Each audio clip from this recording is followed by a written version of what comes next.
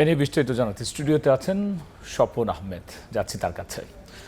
স্বপন, আমরা দুটো রিপোর্ট দেখলাম, সেক্ষেত্রে আমরা যদি একটু বলি যে আসলে এখন কি অবস্থা, একটু চিত্রটা কেমন? রাব্বি, এই যে সংকটটি শুরু হয়েছে গ্যাসের, এটি মহেশখালীতে যে জাতীয় গ্রিড রয়েছে সেখানে ত্রুটির কারণে শুরু হয়েছে। এই সংকটটি কিন্তু 7 থেকে 10 দিন আগে শুরু হয়েছে। এই সংকটের কারণে বেশ প্রভাবই পড়েছে জনমনে, বিশেষ করে যানবাহন যারা চালক রয়েছে তাদের যেরকম কঠিন সমস্যার মুখোমুখি হতে হচ্ছে, পাশাপাশি কলকারখানাতেও কিন্তু এই সমস্যায় বেশ ঝামেলায় পোহাতে হচ্ছে কলকারখানা মালিকদের। আমরা শুরুতে যানবাহনে যেগুলো রয়েছে সেই বিষয়টি নিয়ে আপনাকে একটু আলোচনা করতে চাই। গ্যাস সংকটের কারণে এক একজন চালক যারা আসলে প্রতিনিয়ত তাদের গ্যাসের প্রয়োজন হয়, তারা যখন ফিলিং স্টেশনগুলোতে যাচ্ছেন তাদেরকে 4 থেকে 5 ঘন্টা কিন্তু অপেক্ষা করতে হচ্ছে। পাশাপাশি বিভিন্ন গ্যাস পাম্পে তাদের কিন্তু চাপ না থাকার কারণে কোনো পাম্প তারা একেবারেই বন্ধ করে দেওয়ার সিদ্ধান্ত নিয়েছেন, কেননা যদি চাপ না থাকে তাহলে তো এই সংকট বা তারাও গ্যাস দিতে পারবে না। আর এই যে চালকরা যারা 4 থেকে 5 ঘন্টা ধরে অপেক্ষা করছেন তাদেরকে কিন্তু তাদের আয়ও কিন্তু বেশ ভাটা পড়েছে। কারণ জানেন, আপনি নিশ্চয়ই জানেন যে যারা গ্যাস ব্যবহার করেন, অনেক মানুষ আছে যারা কিন্তু উবার বা ভাড়ায় তাদের পরিবহনগুলো চালনা করে থাকে। তো সেক্ষেত্রে তাদের যে আয় সেটি কিন্তু কমে গেছে।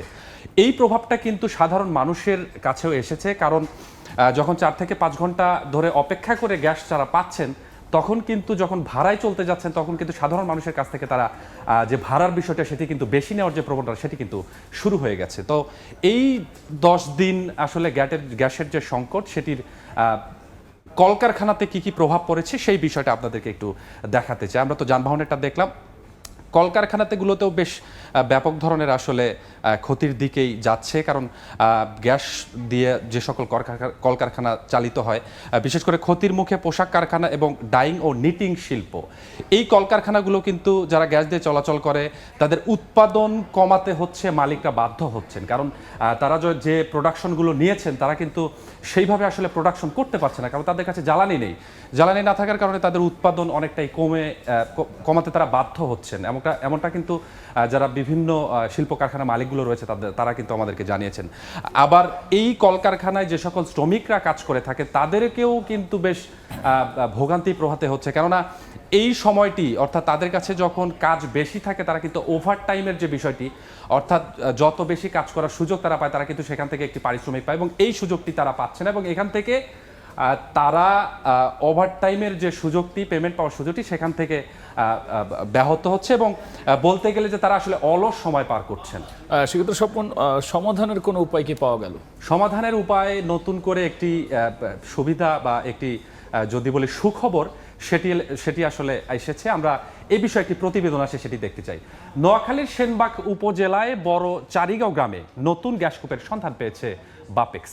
45 দিন খনন ও 15 দিন পরীক্ষা নিরীক্ষার পর নিশ্চিত হওয়া যাবে কূপটিতে মজুদ থাকা গ্যাসের পরিমাণ। সফলভাবে খনন সম্পন্ন হলে প্রতিদিন এখান থেকে 7 মিলিয়ন ঘনফুট গ্যাস জাতীয় গ্রিডে যুক্ত হতে পারে বলে আশা করা হচ্ছে।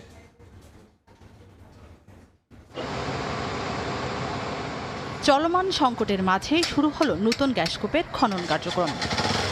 দুপুরে নোয়াখালীর সেনবাগের বড়চারিগাঁও গ্রামে কূপটি খনন শুরু করেন রাষ্ট্রায়ত্ত প্রতিষ্ঠান বাপেক্স। সুন্দরপুর 4 নামে এই কূপে প্রাথমিকভাবে মাটির 1550 মিটার নিচ পর্যন্ত খনন করা হবে। জাতীয় গ্রিডের পাশাপাশি সেনবাগের মানুষ যাতে গ্যাসের সুফল পায় তা নিশ্চিত করার দাবি স্থানীয়দের। আমাদের এলাকায় সেনবাগে যে গ্যাস পাইছে আমরা এতে খুশি। আমাদের একটা আবদার থাকবে, আমাদের এলাকাবাসী যেন গ্যাসটা পায়। জাতীয় গ্রিডে যাওয়া যাবে, বাকিটা যেন আমাদের এই অঞ্চলের মানুষ অন্তত তারা গ্যাস পায়, এটা আমাদের সংসদ সদস্য মহোদয়ের মাধ্যমে এটা আমি অনুরোধ জানাই। বাপেক্স জানায় 45 দিনের মধ্যে খনন কাজ শেষ করে 15 দিনের ড্রিল স্টিম টেস্ট বা ডিএসটি পরীক্ষার পরই জানা যাবে কূপে মজুদ থাকা গ্যাসের পরিমাণ। এখান থেকে প্রতিদিন অন্তত 7 মিলিয়ন ঘনফুট গ্যাস জাতীয় গ্রিডে যুক্ত হতে পারে বলে আশা করা হচ্ছে। আমাদের টার্গেট আছে এটা 1600 মিটার ড্রিল করবো 1361 মিটার থেকে। পরবর্তীতে আমরা ডিএসটির মাধ্যমে গ্যাস প্রাপ্তি সেটা আমরা ফাইন্ড আউট করতে পারবো যে কি মান গ্যাস আমরা এখানে উৎপাদনে যেতে পারবে। দেশে চলমান জ্বালানি সংকটের মধ্যে স্থলভাগে গ্যাস পাওয়ার খবরকে আশাব্যঞ্জক বলছেন সংশ্লিষ্টরা। এখান থেকে কি পরিমাণ গ্যাস উত্তোলন সম্ভব তা জানতে অপেক্ষা করতে হবে অন্তত 2 মাস। সময় সংবাদ, নোয়াখালী। রাবি, প্রতিবেদনটি সেক্ষেত্রে আমরা এই যে আমরা নোয়াখালীর তথ্যটা পেলাম, কি ঘটতে পারে পরবর্তীতে?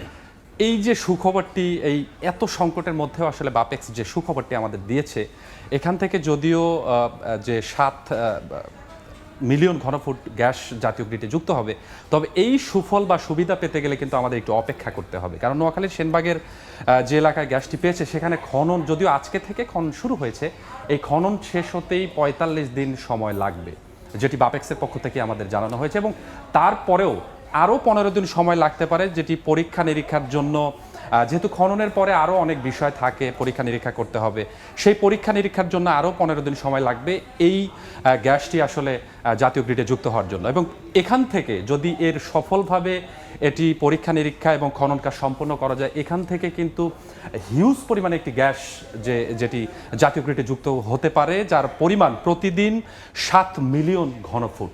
এটি আসলে বলা যায় যে বাংলাদেশের জন্য অনেক বড় একটি সুখবর। সেক্ষেত্রে সরকার আর কি সিদ্ধান্ত নিল?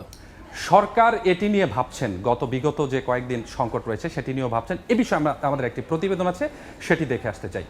সময়োপযোগী সিদ্ধান্তের অভাবেই গ্যাস সংকটের শিল্প খাত, সমস্যা সমাধানের উদ্যোগ নেওয়ার আশ্বাস দিয়েছেন প্রধানমন্ত্রী তারেক রহমান। সকালে সচিবালয়ের টেক্সটাইল খাতে সমস্যা সমাধানে গঠিত কমিটির সঙ্গে সরকার প্রধানের বৈঠক শেষে একথা জানান বিটিএমই সভাপতি। এদিকে প্রধানমন্ত্রীর সঙ্গে বৈঠক শেষে বরেন্দ্র বহুমুখী উন্নয়ন কর্তৃপক্ষের চেয়ারম্যানের অভিযোগ, প্রতিষ্ঠান বন্ধে বাজেট কমানো সহ নানা প্রতিকূল পরিস্থিতি তৈরি করেছিল বিগত সরকার। মধ্যপ্রাচ্যে যুদ্ধ পরিস্থিতিতে দেশে জ্বালানি সংকটের মধ্যে দায়িত্ব নেয় বিএনপি সরকার। সমস্যা সামাল দিতে না দিতেই ইরান যুক্তরাষ্ট্রের মধ্যে নতুন করে সংঘাতে তীব্র হয়েছে গ্যাস সংকট। নতুন উৎস খুঁজতে মালয়েশিয়ার প্রধানমন্ত্রীর সঙ্গে ফোনালাপ করেন প্রধানমন্ত্রী তারেক রহমান।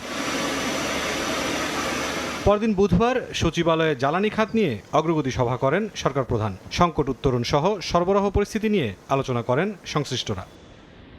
এর আগে সকালে টেক্সটাইল খাতের সংকট উত্তরণে গঠিত কমিটির সঙ্গে বৈঠক করেন প্রধানমন্ত্রী। পরে বিটিএমএ সভাপতি শওকত আজিজ রাসেল জানান, দীর্ঘদিনের জ্বালানি সংকট সমাধানের পাশাপাশি পুরোপুরি বন্ধ বা আংশিক ক্ষতিগ্রস্ত কারখানাগুলোর কোথায় কতটুকু সহযোগিতা প্রয়োজন তা চিহ্নিত করতে উদ্যোক্তাদের কাছে প্রতিবেদন চেয়েছে সরকার।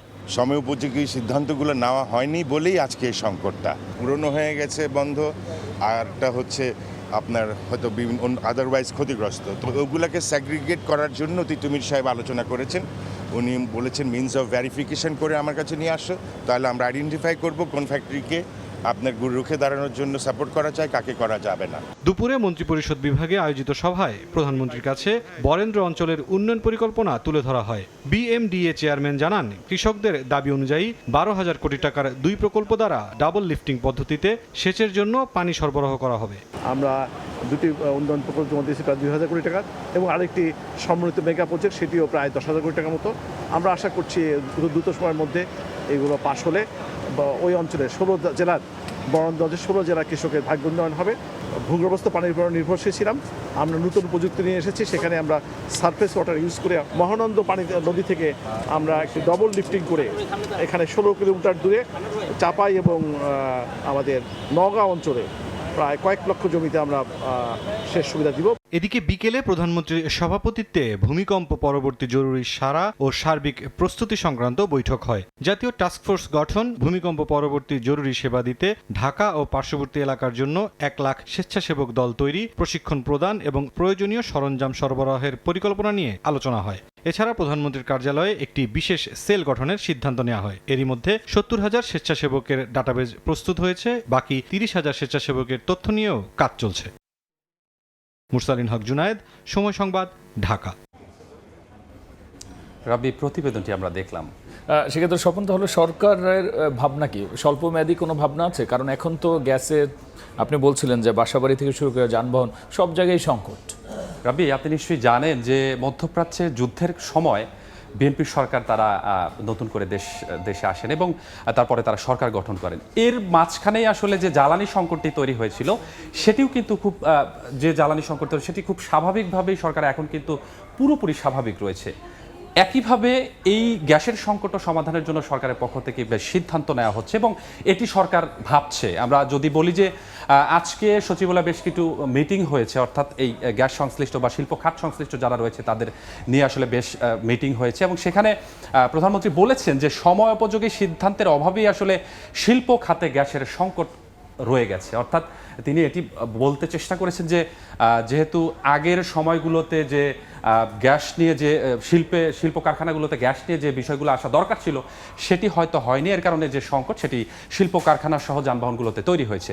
একই সাথে তিনি কিন্তু গতকালকে অর্থাৎ মঙ্গলবার তিনি গ্যাসের নতুন উৎস খোঁজার জন্য অর্থাৎ এলএনজি বা এলপিজি কেনার জন্য তিনি কিন্তু মালয়েশিয়া প্রধানমন্ত্রীর যিনি তার সঙ্গে কিন্তু প্রধানমন্ত্রী তারেক রহমান কথা বলেছেন যেন খুব দ্রুতই অর্থাৎ এই যে 10 দিন বা 7 দিন ধরে যে সংকটটি তৈরি হয়েছে সেটি নিরসন করা যায় এবং সেখান থেকে এলএনজি কেনার ব্যাপারেও তিনি হয়তো ভাবছেন এবং সেখান থেকে কেনার জন্যই আসলে তিনি মালয়েশিয়ার যে প্রধানমন্ত্রী রয়েছে তার সঙ্গে তিনি কথা বলেছেন। একই সাথে তিনি বলেছেন যে বিগত জ্বালানি সংকট অর্থাৎ জ্বালানি সংকটের মধ্যে ডিজেল, কেরোসিন, পেট্রোল বা অকটেনের যে সংকটগুলো ছিল সেই সংকটটি তিনি যেভাবে এই সরকার উত্তরণ করেছেন একইভাবে কিন্তু খুব দ্রুত তারা চেষ্টা করছেন এই গ্যাসের যে সংকট তৈরি হয়েছে সেটি সমাধানের। তো সাধারণ মানুষের যেরকম প্রত্যাশা করছেন একইভাবে সরকারের ভাবনা যদি মিলে যায় তাহলে আমাদের যে নতুন করে গ্যাসের সংকটটি তৈরি হয়েছে সেটি হয়তো খুব দ্রুতই সমাধান হবে।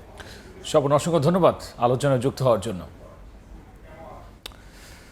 গ্যাস সংকট এবং সরকারের ভাবনা এসব নিয়ে বিস্তারিত আলোচনার জন্য স্টুডিওতে যুক্ত হয়েছিলেন সহকর্মী স্বপন আহমেদ।